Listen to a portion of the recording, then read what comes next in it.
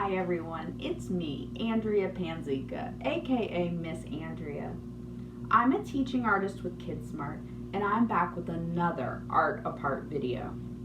Today we're going to do a drawing exercise. We're going to collect some items. We're going to arrange those items in the center of a room, and then we're going to draw those items from 4 different positions around the room. It's kind of like a 360-degree still life.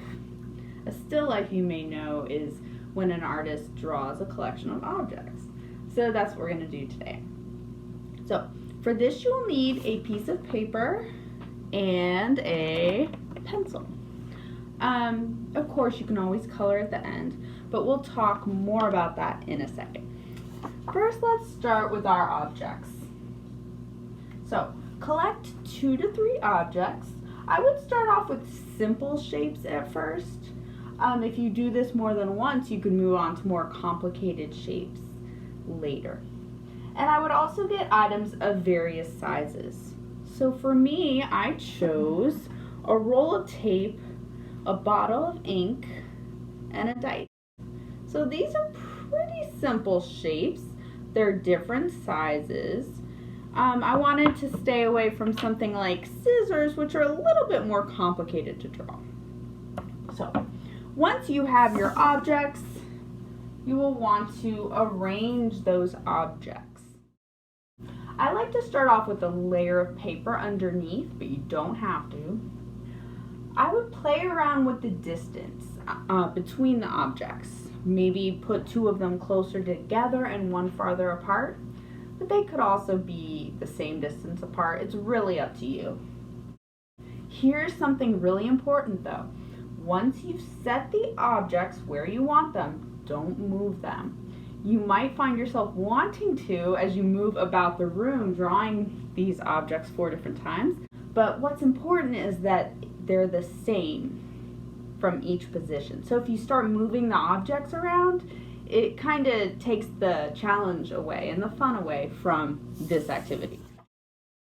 Once you're happy with the arrangement, you are going to draw the objects 4 different times. Think about it like north, south, east, and west. You're going to see how the objects look different. 2 objects that were kind of far apart before, now maybe one's in front of the other. It's really kind of neat to see how they change as you move about the room. When I'm drawing, I like to start with the outline of the object, its silhouette you might say, and then I will draw more of the details. I also like to start with the tallest object. I started with the roll of tape actually in each of my drawings, but then I moved on to the ink, the dice, and finally I drew the paper last. That's really your choice, but that's just what I found works best for me. When I am drawing, what I did was move my paper along with my position. What do I mean? Well, where the seam of the paper was, that's where I oriented my drawing as the top, and the edge of the paper would be the bottom of my drawing. So as I moved about the room, say I moved to the left, I would draw over here. And then when I moved again, I flipped and drew here, and then finally I drew here. That way, when we move to our last part of this, you will see why. So here's what I did. You can kind of see how the position of things change as I moved about. Now, it's not a huge change because we're still drawing the same 3 objects, but there were slight differences in each drawing. So how do I get this where it stands up like this? It's kind of cool. Well, this is what I did. I took the paper, and since I drew so that it was a wide orientation rather than a vertical orientation, I want to cut along the long edge. So I'm going to want to fold my paper like so and cut this long edge. Here we go. Careful as always when we're using scissors. And it's important not to cut all the way to the end, because otherwise we'll have 2 sheets of paper. And now we have something like this. We can tape these 2 bottom edges, tape right here, and tape right here. There we go. And now we have our little stand.